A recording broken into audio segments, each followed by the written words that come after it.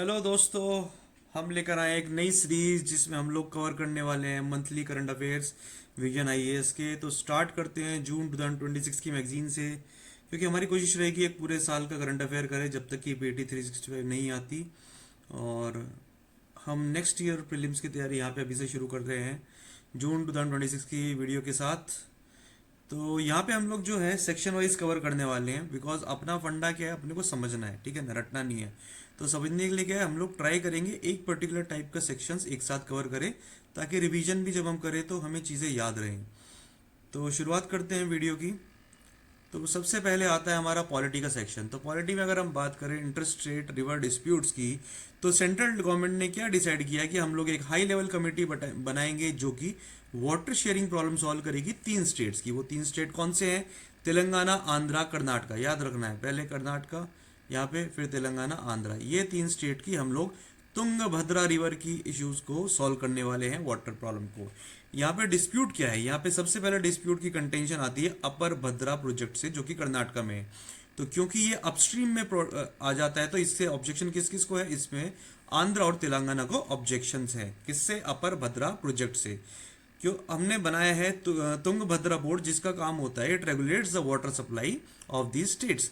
ठीक है, अब वो किसके ऑर्डर के इन लाइन में है, मतलब अकॉर्डिंग है? वो है कृष्णा वाटर डिस्प्यूट ट्रिब्यूनल का जो अवार्ड था, उस it it solves problem, gives direction in line with that. दूसरा आता है हमारा आरडीएस स्कीम। आरडीएस क्या? हमारा राजौली बंदा डाइवर्शन स्कीम। तो इसमें तेलंगाना को कंसर्न है कि उनके पास जो एलोकेटेड वाटर है, जो मिलना चाहिए, वो नहीं मिल पा रहा है। क्यों? Due to silt accumulation and structural impediments. तो आरडीएस कैनाल जो है ये एक इंटरस्टेट प्रोजेक्ट है कर्नाटका और तेलंगाना का, रायचूर डिस्ट्रिक्ट में, कर्नाटका के। तो आरडीएस कहाँ पे है? रायचूर डिस्ट्रिक्ट, कर्नाटका। ध्यान रखना है, अपर भद्रा प्रोजेक्ट भी कर्नाटका में है और ये भी हमारा आरडीएस भी हमारा कर्नाटका में है। फिर आता है हमारा तुमिला लिफ्ट इरिगेशन सिस्टम एंड हमारा जो मला मलामाकुंट रिजर्वायर है, इसको हमने तेलंगाना गवर्नमेंट की जो है इसको एक्सपेंड करने की कोशिश की जा रही है। फिर इस प्रोजेक्ट को आगे किया जा रहा है सो दैट आपकी जो आरडीएस से जो प्रॉब्लम्स आ रही हैं वाटर की, उसको ऑफसेट किया जा सके।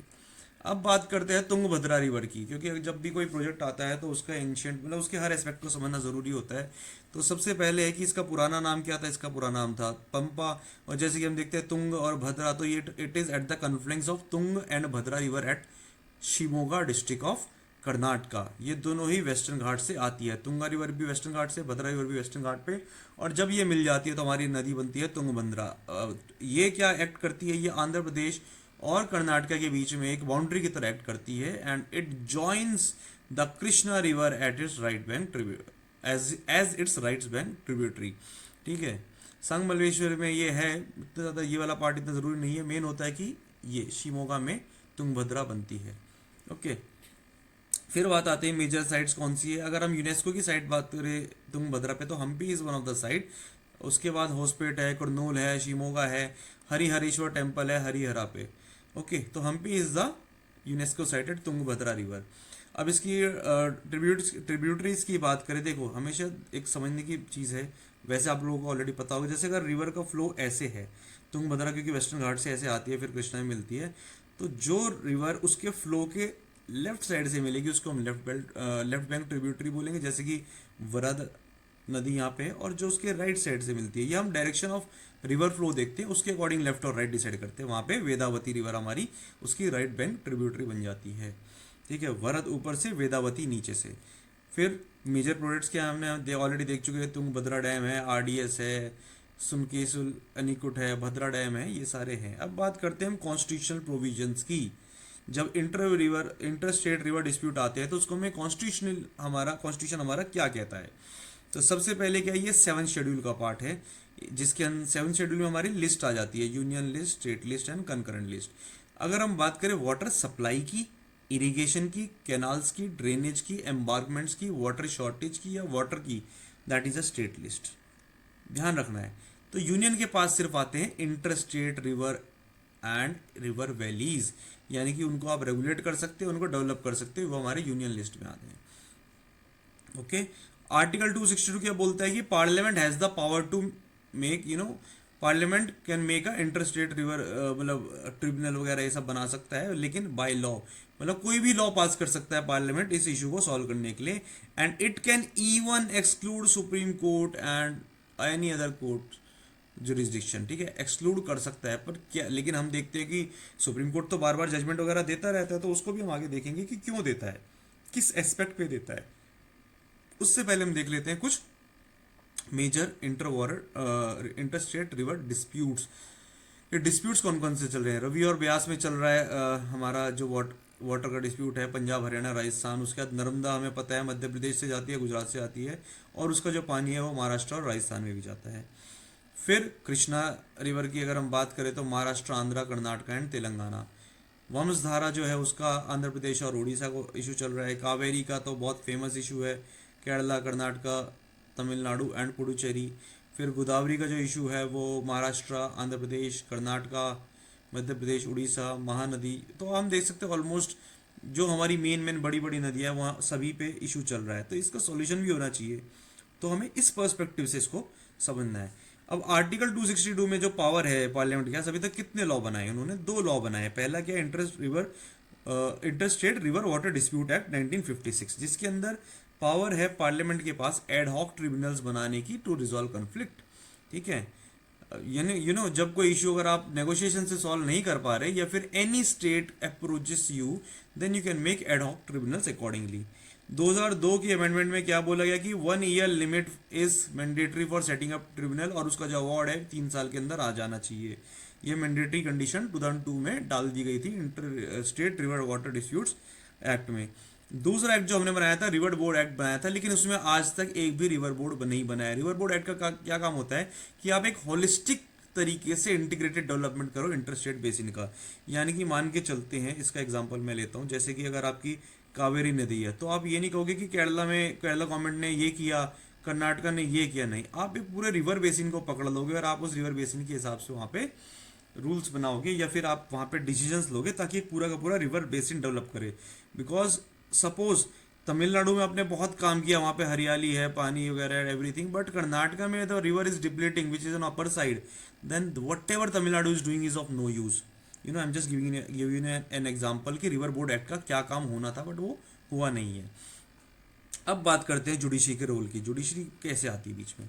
तो सुप्रीम कोर्ट हैज इंटरवीन्ड किया हुआ है, लेकिन इट सीज द प्रोसीजरल और कॉन्स्टिट्यूशनल इश्यूज की प्रोसीजर में कुछ कमी तो नहीं रही, कॉन्स्टिट्यूशनली जो जो अलाउड है उसके अगेंस्ट तो नहीं चले गए जो प्रिंसिपल्स हैं। तो यहाँ पे सुप्रीम कोर्ट अपनी 2 पावर यूज करता है। पहला है आर्टिकल 131 ओरिजिनल जुरिस्डिक्शन। ओरिजिनल का मतलब क्या होता है कि supreme court can be the first court of appeal, ठीक है। अगर ओरिजिनल जुरिस्डिक्शन की बात आती है, इसका मतलब ये नहीं कि पहले आप डिस्ट्रिक्ट कोर्ट जाओगे, फिर हाई कोर्ट जाओगे, फिर सुप्रीम कोर्ट जाओगे, नहीं। कुछ इश्यूज में when the issues is between states, supreme court has the original jurisdiction कि डायरेक्टली आप सुप्रीम कोर्ट जा सकते हो।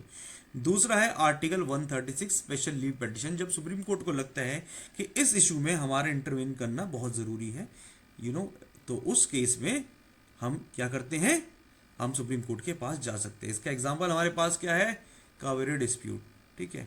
तो यहाँ पे देखो यार, समझने के लिए हम और केसेस को यहाँ पे लेने वाले हैं, तो अपने को क्या करना है, सुप्रीम कोर्ट का इंटरवेंशन किस किस तरीके से हो सकता है उसको समझना है, ठीक है। यहाँ तो मैंने सिंपली बोल दिया कि प्रोसीजरल और कॉन्स्टिट्यूशनल इश्यूज में आ सकते हैं, बट कैसे, तो उसके समझने के लिए सबसे पहले है government of India versus state of Orissa versus government of India का जो कोर्ट है, जिसमें क्या बोला गया, that the jurisdictional bar does not operate if the central government fails to constitute a tribunal. तो यानी कि हमने जो कंडीशन यहाँ पे लगाई थी कि 1 साल के अंदर आपको ट्रिब्यूनल सेटअप करना है, अगर आपने 1 साल में नहीं किया, then the supreme court has the power to intervene.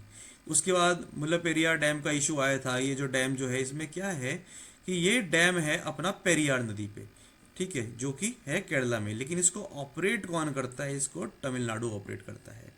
तो मुल्लापेरियार डैम जो है, it is on Periyar river Kerala but operated by Tamil Nadu. तो केरला क्या कह रहा था कि तमिलनाडु बहुत ज़्यादा वहाँ से पानी रिलीज कर रहा है, जिससे सेफ्टी इश्यूज हो सकते हैं, इस तरह का कोई इशू आया था।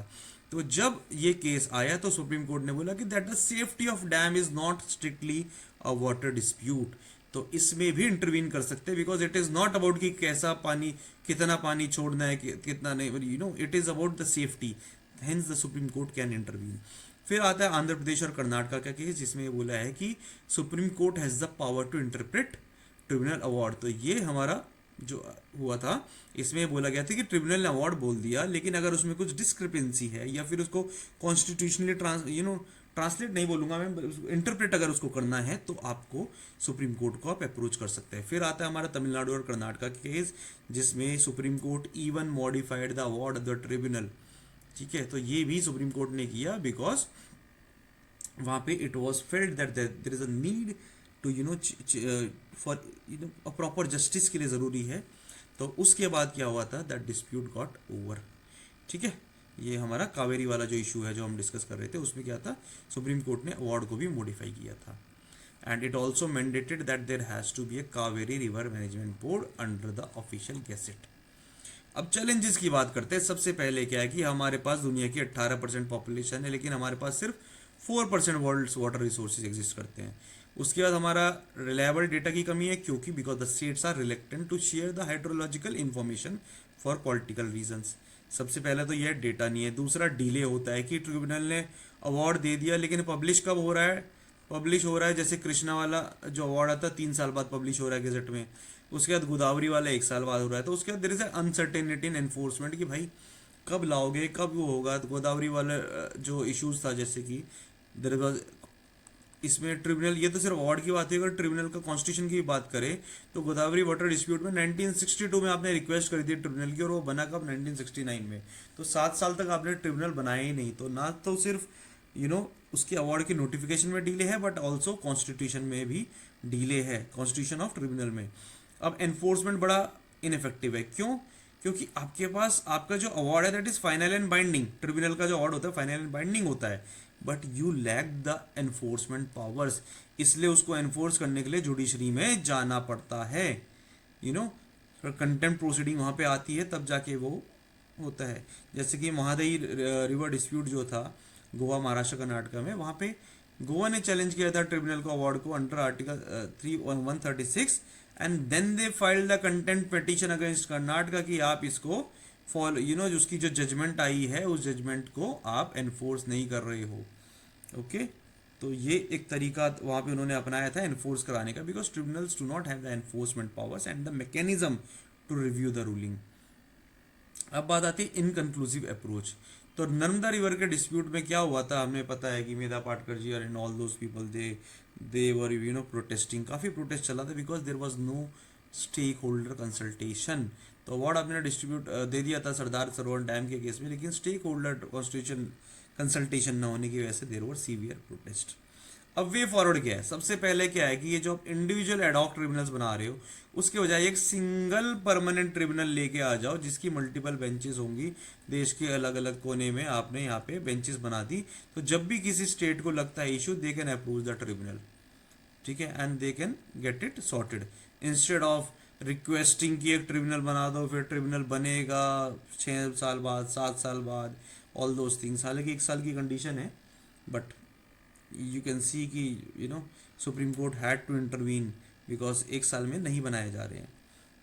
And there is a suggestion for creation of dispute resolution committee, यानी कि आप एजुकेशन एडजुडिकेशन से पहले आप मीडिएशन का रास्ता अपनाओ, डिस्प्यूट रेजोल्यूशन कमेटी कर सकते हैं। फिर हमें कोऑपरेटिव फेडरलिज्म को स्ट्रॉन्ग करने की जरूरत है, यानी कि आपकी जो इंटरस्टेट काउंसिल जो होती है 263 में, उसको नेगोशिएशन टेबल की तरह यूज करो टू सॉल्व दीज इश्यूज। फिर there is a need for national data repository, और जो कि ट्रांसपेरेंट हो, नेशनल डेटा बैंक हो, एंड इंफॉर्मेशन सिस्टम हो जहाँ पे हमारा रोबस्ट साइंटिफिक एविडेंस बेस्ड हम डिसीजन ले सके। उसके बाद इंटीग्रेटेड वाटर बेसिन डेवलपमेंट होना चाहिए, जैसे कि ऑस्ट्रेलिया में मुर्रे डार्लिंग बेसिन है, यूएस में ये आपका ये टेनेसी वैली अथॉरिटी है। तो इस तरह से आप, हमने जो रिवर बोर्ड एक्ट की बात की थी, वो हमें उसको अमल में लाने की बहुत ज़रूरत है। स्टेक होल्डर का पार्टिसिपेशन होना चाहिए, and there is a need for legal clarity कि सुप्रीम कोर्ट की पावर या तो आप कॉन्स्टिट्यूशनली अलाउ कर दो कि भाई इस केस में सुप्रीम कोर्ट में अपील कर सकते हो। There has to be some clarity on the role of judiciary in this aspect. अब बात करते हैं हम अगले इशू की। यूके के जो हमारे नहीं, यूके के जो प्राइम मिनिस्टर थे कीर स्टारमर, उन्होंने पिछले 10 साल में वो 7th यूके प्रेसिडेंट थे, उन्होंने रिजाइन कर दिया। तो अब हमें देखने की, क्योंकि ये इशू आया है, टॉपिक आया, तो हम देखते हैं कि what are the similarities and differences between India and UK. वैसे आपका लक्ष्मीकांत में आप ऑलरेडी देखते ही हो, बट स्टिल एक revision sort of, because it is in news, तो इसके चांसेस बढ़ जाते हैं एग्जाम में। तो सबसे पहले बात करते हैं फॉर्म ऑफ गवर्नमेंट। हम पहले सिमिलैरिटीज देखने वाले हैं। सिमिलैरिटीज में दोनों की क्या है, Westminster form of model of government है, पार्लियामेंट्री डेमोक्रेसी है, जहाँ पे जो एग्जीक्यूटिव होती है वो लेजिस्लेटिव से ड्रॉ होती है। लेजिस्लेटिव हमारे होते हैं मेंबर ऑफ पार्लियामेंट, और उसी में से हम बनाते हैं काउंसिल ऑफ मिनिस्टर। तो ये जो काउंसिल होती है इसको हम एग्जीक्यूटिव बोलते हैं, और ये जो हमारे एमपीज होते हैं इसको हम लेजिस्लेचर बोलते हैं। अब एग्जीक्यूटिव स्ट्रक्चर की अगर हम बात करें तो हमारा nominal head of the state होता है, यूके के केस में मोनार्क है, और हमारे केस में प्रेसिडेंट होते हैं जो कि एक नॉमिनल हेड है।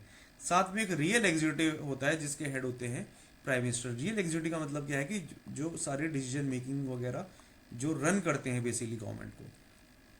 उसके बाद आता है बाइकैमरल लेजिस्लेचर है हमारा, यानी कि 2 हाउसेज होते हैं पार्लियामेंट के, और कलेक्टिव रिस्पॉन्सिबिलिटी, यानी कि the whole council of minister is collectively responsible. अगर आपने कॉन्फिडेंस लूज कर दिया तो सभी के सभी को रिजाइन करना पड़ता है। The whole council has to resign. अगर आपके पीएम ने रिजाइन कर दिया है, जैसे यूके में हुआ है, so the whole council has to resign. अब डिफरेंसेस की अगर हम बात करें तो कॉन्स्टिट्यूशनल प्रिंसिपल के हम देखें तो अलग है यहाँ पे, कि यूके में क्या है, parliament is sovereign, parliament can make any rule. ये बड़ी फेमस सेइंग है कि the British parliament can do anything except making a man a woman and a woman a man. तो यूके में पार्लियामेंट जो चाहे कर सकता है, there is no limit to it, whereas we are a limited government. ये UPSC में पहले क्वेश्चन आया है कि what is the meaning of limited government. Limited government का मीनिंग क्या है कि हमारी जो लिमिट्स है वो हमारा कॉन्स्टिट्यूशन तय करता है कि हम किस हद तक क्या कर सकते हैं, हमारी कॉन्स्टिट्यूशनल लिमिट्स है। तो it is called constitutional supremacy. अगले डिफरेंस की अगर हम बात करें तो अगला डिफरेंस है कि नेचर ऑफ कॉन्स्टिट्यूशन क्या है। हमारा रिटन कॉन्स्टिट्यूशन है, वो हमारा सुप्रीम लॉ है, जबकि यूके में अनरिटन है। कन्वेंशन हो गए, जुडिशरी के जजमेंट हो गए, वहां से हम लोग ये लेकर आते हैं कि हमारा ये नो कि क्या उनका कॉन्स्टिट्यूशन क्या होगा, वो उनके कन्वेंशन सेट करते हैं। अब प्राइम मिनिस्टर की बात करते हो तो traditionally it is a member of house of Commons, यानी कि हमारे केस में अगर हम बात करें तो लोकसभा के मेंबर हम उन्हें कह सकते हैं, हाउस ऑफ कॉमन, ठीक है। उसके बाद अगर हम इंडिया में बात करें तो he can be a member of either house. जैसे कि हम अपने पूर्व प्रधानमंत्री बात करें Manmohan Singh ji, he was a member of Rajya Sabha. जबकि हम बात करें हमारे प्रेसिडेंट जो प्राइम मिनिस्टर है Narendra Modi ji, he is a member of Lok Sabha. And if somebody is not a member of any of the house, he can also be the prime minister for 6 months, बस 6 months के अंदर उनको चूज होके आना होता है। मिनिस्टर के केस में भी, जैसे कि हमारे जो एक्सटर्नल अफेयर्स मिनिस्टर है Jaishankar ji, he was not a member of parliament when he was chosen as the minister in the first time. तो 6 मंथ्स का टाइम दिया गया था कि वो राज्यसभा में इलेक्ट होके आ सकते थे। उसके बाद आता है एंटी डिफेक्शन लॉ। यूके में कोई एंटी डिफेक्शन लॉ नहीं है, लेकिन हमारे देश में एंटी डिफेक्शन लॉ की ज़रूरत बहुत महसूस हुई थी।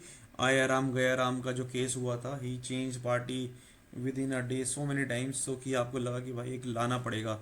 तो we have what we brought 52nd amendment of the constitution in 1985 which became anti defection law.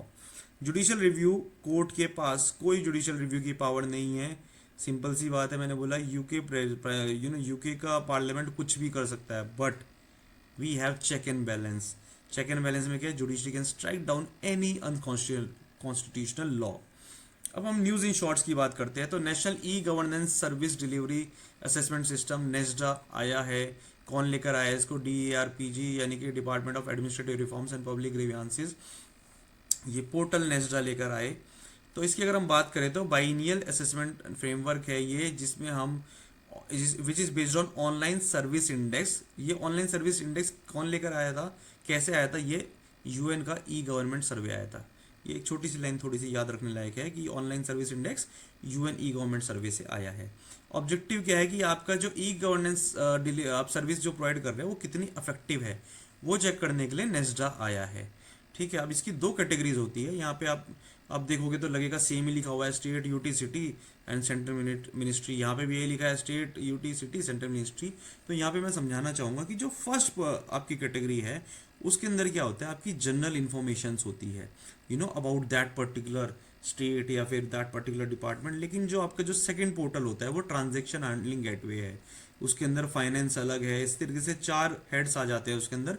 Detail में हम नहीं जा रहे हैं वो चार के हेड्स क्या हैं, बट चार हेड्स आ जाते हैं। उसकी जो ट्रांजैक्शन हैंडलिंग जो होती है उसके गेटवे की तरह एक्ट करता है आपका सेकंड कैटेगरी। ओके, पैरामीटर्स आपके क्या हैं, availability, accessibility, maturity of online services, ये सारी चीज़ें होती हैं।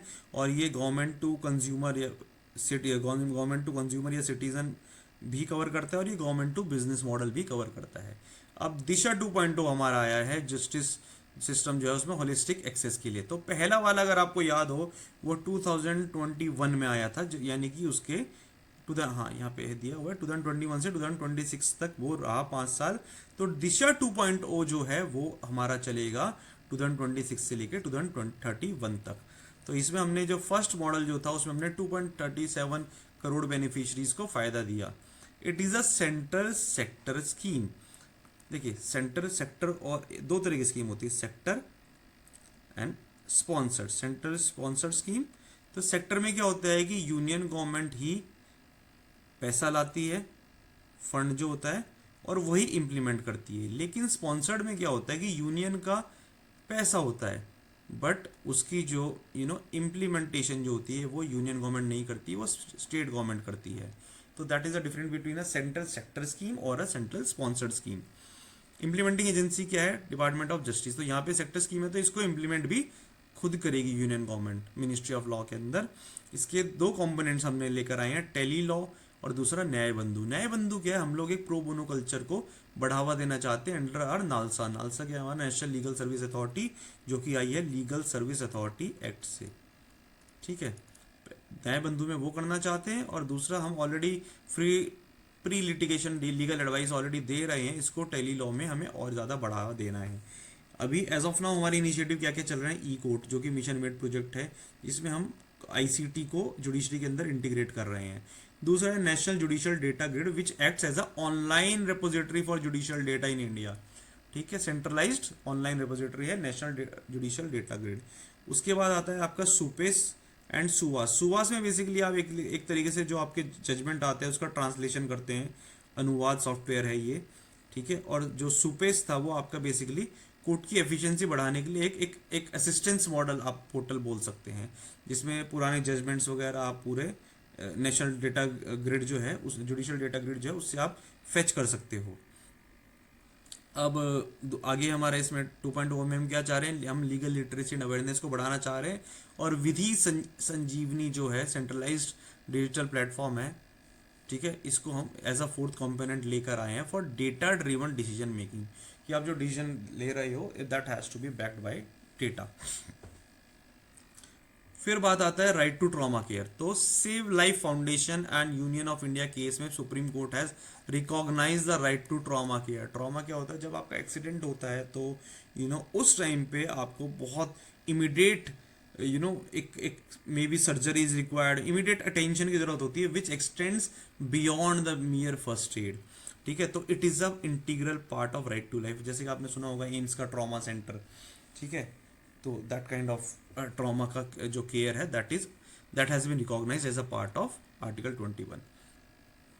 इनफैक्ट सुप्रीम कोर्ट ने पहले डायरेक्शन भी दिए हैं that we have to integrate all emergency helpline into 112। जैसे कि 911 यूएसए में है, ऐसे 112 करना पड़ेगा, so that because a person can not be thinking about कि अरे अभी किसको कॉल करना है, 100 नंबर पे करूँ कि एम्बुलेंस पे करूँ, एम्बुलेंस का नंबर याद नहीं आ रहा है and all that, because that is a golden hour. The first hour is a golden hour. उस टाइम पे आप किसी की भी जान बचानी है तो वो बहुत ज़्यादा इंपॉर्टेंट है। तो इंटीग्रेट करना है 112 में। साथ ही साथ हमारा जो पीएम राहत कैशलेस ट्रीटमेंट स्कीम है उसको हमें ऑपरेशनलाइज करना है, and a good Samaritan grievance redressal system को हमको एस्टेब्लिश करना है।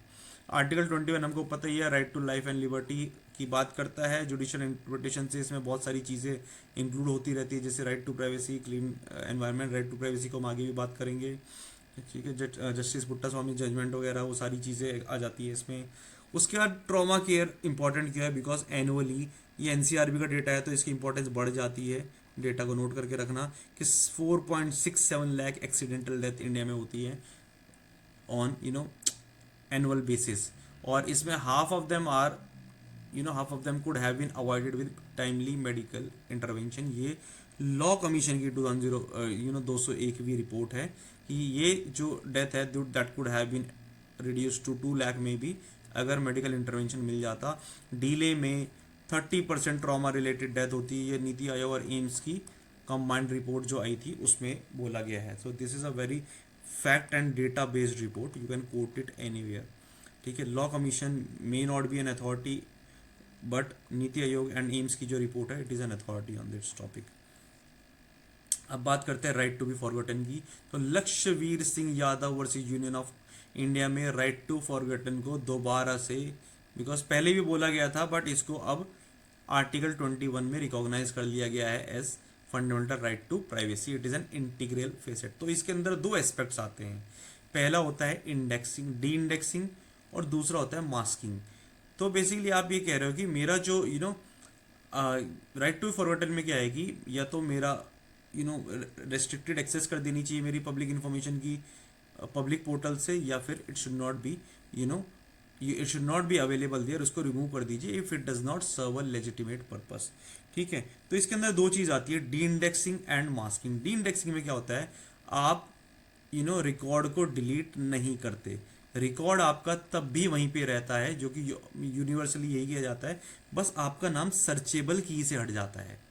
ठीक है, तो इसके अंदर आप क्या करते हैं, जैसे कि आप एक्विट हो चुके हो, आप डिस्चार्ज हो चुके हो, तो यू डोंट वांट कि हर बार सर्च करने में आपका नाम आए, यू जस्ट वांट कि ठीक है आपके जुडिशियल रिकॉर्ड में मेरा नाम है, when you put take up the case my name will be there, but it should not be it should not pop up every time. However you can not deindex, exception याद रखनी है हमेशा, when the case is against women, children और a breach of public trust. ठीक है, आप breach of public trust अगर आप करते आ रहे हो, you are a con man, you are fraud, that doesn't mean कि यार उस केस में तो मैं छूट गया ना, बात खत्म, अब क्यों डाल रहे हो, नहीं, you may do it again. ठीक है, you may do it again तो हम नहीं बोलेंगे, but in these cases the exception has been given. Masking क्या होता है, मास्किंग में आप एक न्यूट्रल लेबल्स को यूज़ कर लेते हो, आप नाम की जगह XYZ या मतलब कुछ भी यूज़ करते हो, and it is that label is एक आपका जो पेरेंट डॉक्यूमेंट होता है उसमें वो मार्क्ड होता है कि when ever XYZ is coming that means that person is that. लेकिन जिनके पास एक्सेस है उस पेरेंट डॉक्यूमेंट का, सिर्फ they would know, it's like need to know basis वाली चीज़ वहाँ पे आ जाती है। तो right to be forgotten has been, इसमें तो ये जो दो चीज़ें मैं नहीं कह रहा हूँ, ये दो चीज़ें कोर्ट ने बोली है, कोर्ट ने एक पूरा डिटेल प्रिंसिपल दिया है। ये पहले भी आया था, मैंने आपको बोला राइट टू फॉरगॉटन पहले भी आया, कोर्ट ने पहले भी रिकॉग्नाइज किया, but how it was suppose to be implemented in court record that was not there. ये अभी दोबारा से कोर्ट ने पूरा आउटलाइन कर दिया है। अब बात आती है राइट टू वॉक की। राइट टू वॉक जो है, Maniyar Ilyas and Shaikh Riyaz versus P Appan and other case में क्या है, right to walk on a safe demarcated footpath is a fundamental right. ये इनफैक्ट अभी अगस्त के महीने में भी दोबारा आया है कि if you have a house here, उसके आगे आप गाड़ी पार्क कर देते हो, you do not have the right to park if you are if you are blocking the right to safe pathway for others. ये जजमेंट नहीं आया, बट ये न्यूज़ में आर्टिकल वगैरह में इंडियन एक्सप्रेस में आया है, तो it holds relevance this year. थोड़ा सा इसको देख लेते हैं कि ये फंडामेंटल राइट किसके अंदर आता है। सबसे पहले आता है हमारा right to freedom of movement. आप पूरे देश में कहीं भी घूम सकते हो, तो कम से कम रोड पे घूमने के लिए आपको जगह तो होनी चाहिए ना। Article 19(1) clause D. उसके बाद आर्टिकल 21 में बोला गया right to life and personal liberty, यानी कि आपको एक सेफ्टी और डिग्निटी की लाइफ के इंश्योर करनी है, तो यानी कि you have the right to safe pathway. ठीक है, उसके बाद आप बहुत सारे हैं। आर्टिकल 19 तो पूरा का पूरा ही है कि आप speech and expression, peaceful assembly, form association, हर चीज़ के लिए आप कहीं भी जा रहे हो, you need to have the right to movement. अब प्रूफ ऑफ सिटीजनशिप की बात आई है, बड़ा फेमस हुआ था जब आया था न्यूज़ में कि एमईए ने बोला है कि passport is just a travel document and not a conclusive proof of citizenship. ये क्यों बोला, क्यों, बिकॉज पासपोर्ट एक्ट जो है हमारा सेक्शन 20, उस टाइम पे बहुत मजाक उड़ाया था हमने। ठीक है, उसमें क्या दिया गया कि you may issue passport to non citizen also in public interest. तो हम पासपोर्ट नॉन सिटीजन को भी दे सकते हैं। तो if you have a passport that does not mean कि आप सिटीजन ही हो। और ख़ास बात यह है कि इंडिया में there is no definitive proof of citizenship. यानी कि एक पर्टिकुलर डॉक्यूमेंट कोई भी आपकी सिटीजनशिप डिफाइन नहीं कर सकता, आपको मल्टीपल डॉक्यूमेंट से, but every document assist in proving you that you are a citizen of India. So we do not have a single universal document as a definitive proof. आधार क्या identity document है, it's not a proof of citizenship, ये UPSC में आ भी चुका है। Electoral roll की अगर हम बात करें तो it is a presumption of citizenship, यानी कि हम मान के चल रहे हैं कि आप सिटीजन है, हम कह नहीं रहे कि आप सिटीजन है। That means if somebody challenges your citizenship then आपका इलेक्टोरल रोल से आपका नाम हटाया जा सकता है। तो इनिशियली हम मान के चल रहे हैं, लाल बाबू हुसैन और वर्सेस इलेक्टोरल ईआरओ अगर आप केस पढ़ेंगे तो आपको वहाँ से पूरा क्लियर हो जाएगा। उसके बाद आता है सिटीजनशिप सर्टिफिकेट। तो सिटीजनशिप सर्टिफिकेट क्या होता है, जैसे कि आप इंडिया में पैदा हुए तो आप सोचोगे यार हमें तो नहीं मिला। एग्जैक्टली ये सिर्फ तब मिलता है अगर आप बाय रजिस्ट्रेशन और बाय नेचुरलाइजेशन आप इंडिया के सिटीजन बनते हो, तो आपको एक सर्टिफिकेट दिया जाता है। हमारे केस में हम लोग अपना बर्थ सर्टिफिकेट दिखाते हैं कि देखो भैया हम यहाँ पैदा हुए हैं, ठीक है, तो हम यहाँ के सिटीजन हैं। अब बात आती है एफसीआरए एक्ट की। तो एमएचए ने क्या प्रपोज किया है, इसने स्ट्रिक्टर एफसीआरए रूल्स किए हैं। तो इसमें चेंजेस क्या हैं, तो सबसे पहले क्या है, एक्टिविटी बेस्ड रेगुलेशंस की हम बात करते हैं। तो हमारे जो फॉरेन फंड जो है they have been restricted to approved activities, यानी कि आपने कुछ कैटेगरीज डिफाइन कर दी है जिसमें एक्टिविटीज डिफाइन कर दी है, सिर्फ उन्हीं एक्टिविटीज के लिए आप फंड ले सकते हैं। फिर आपकी जोग्राफी बेस्ड कंप्लायंस होनी चाहिए, that you can only operate in a declared state. अब डिक्लेयर्ड स्टेट की क्या बात होती है, एक एनजीओ को जब रजिस्ट्रेशन होता है तो वो डिक्लेयर करता है कि वो किस किस स्टेट में काम करता है, तो आप वहीं काम कर सकते हैं एफसीआरए रूल्स के अकॉर्डिंग अगर आप फंडिंग ले रहे हैं। फिर आपकी ट्रांसपेरेंसी बढ़ाने के लिए हमने क्या किया, mandatory disclosure of social media accounts, websites, publications and की फंक्शनरीज, कि कौन कौन फंक्शनरी हैं उसके। फिर अगर हम रिलीजियस एक्टिविटीज़ की बात करते हैं कि उसके लिए फंडिंग अलाउड है कि नहीं, हाँ अलाउड है, ठीक है, बट आप कन्वर्जन के लिए नहीं यूज कर सकते, दैट इज एक्सप्लिसिटली प्रोहिबिटेड। तो आप रिलीजियस एक्टिविटीज के लिए फंडिंग ले सकते हो और काम कर सकते हो, बट नॉट फॉर कन्वर्जन। अब इसके अलावा क्या है, एक्सपेंडेड की फंक्शनरी डेफिनेशन। तो पहले जो डेफिनेशन थी उसको चेंज करके अब हमने ट्रस्टीज को, पार्टनर्स को, गवर्निंग बॉडी मेंबर्स, डायरेक्टर सबको इंक्लूड कर लिया। उसकी आपको इन्फॉर्मेशन डिक्लेयर करनी पड़ेगी।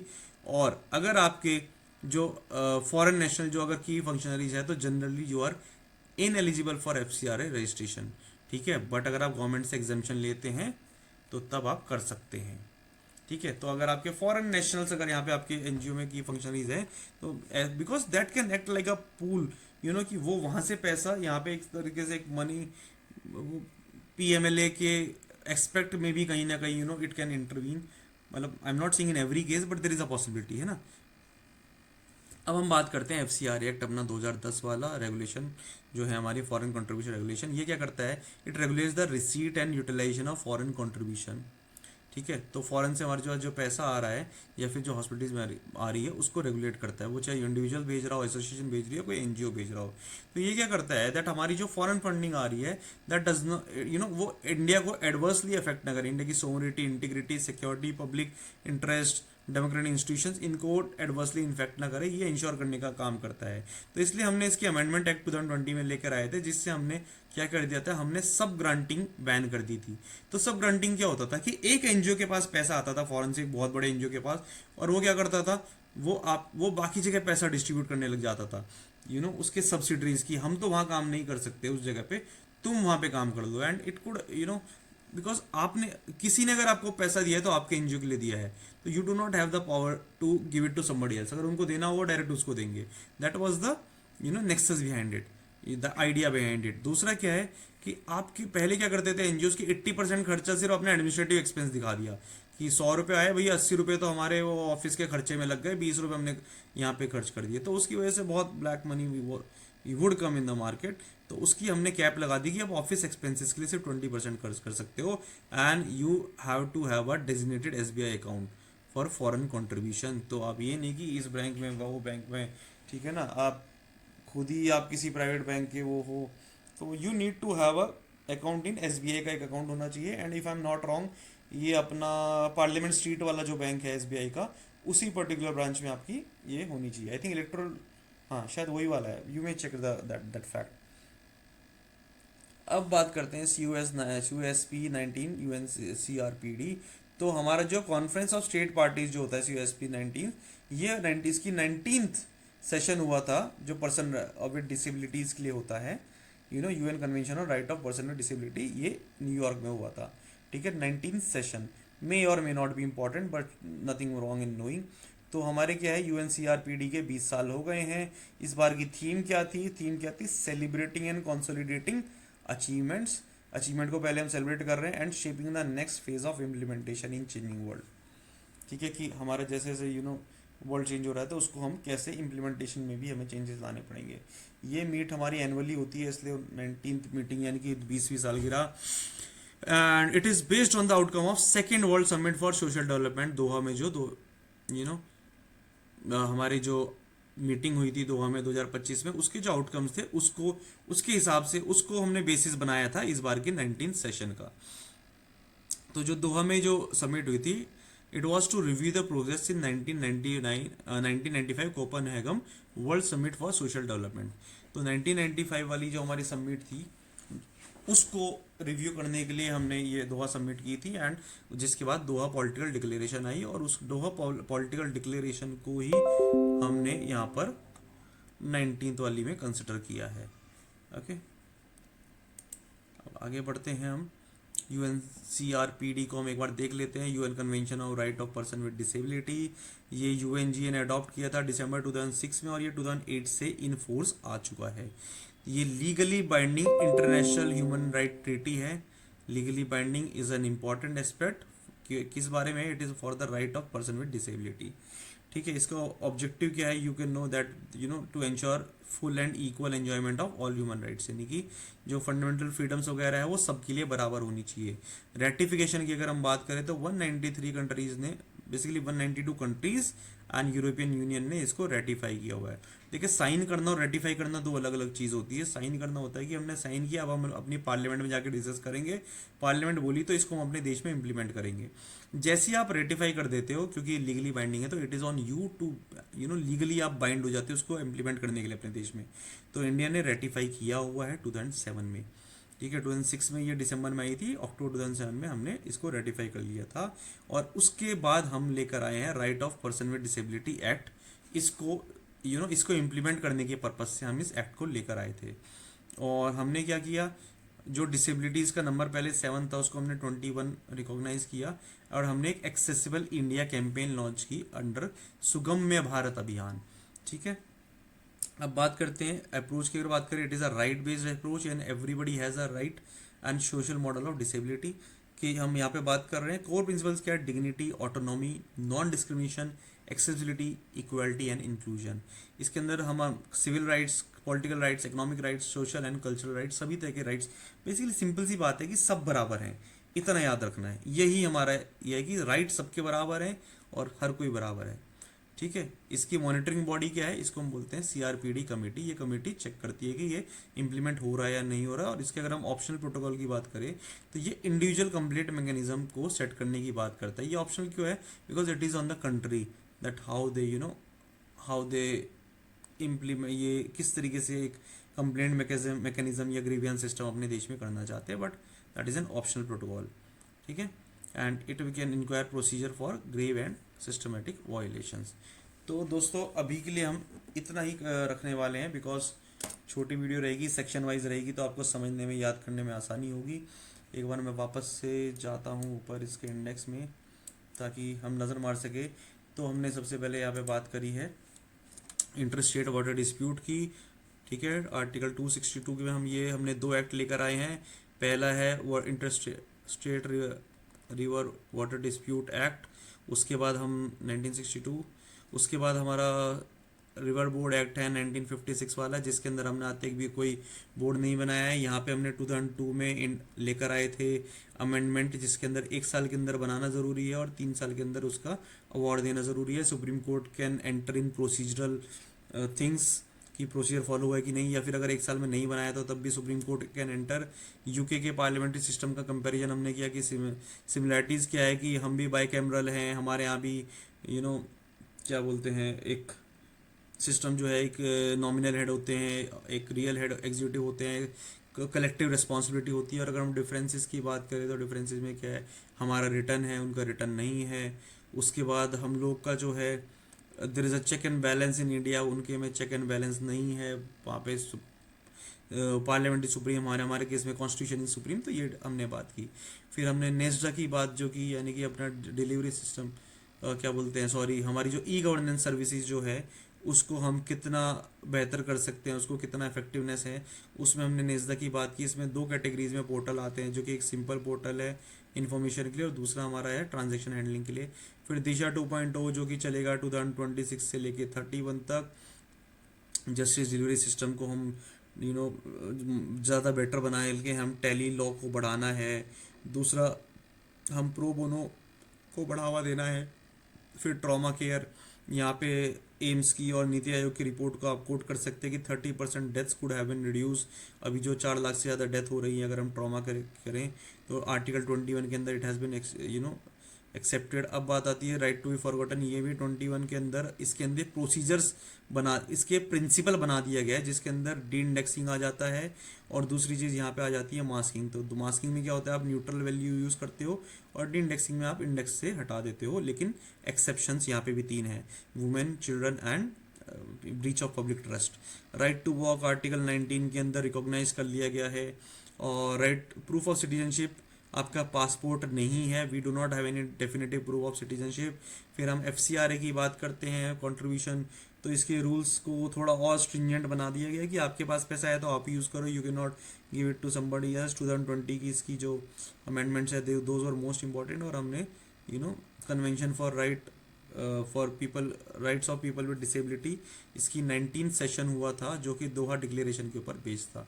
तो ये था हमारा पॉलिटी का सेक्शन। आगे वाले सेक्शंस को हम आगे डिस्कस करेंगे। इसके बाद हमारा आएगा इंटरनेशनल रिलेशनशिप, उसको नेक्स्ट वीडियो में करेंगे। उसके बाद इकॉनमी हमारा बहुत लंबा वीडियो होने वाला है, तो will go section by section. Alright दोस्तों, that's it for now, thank you so much.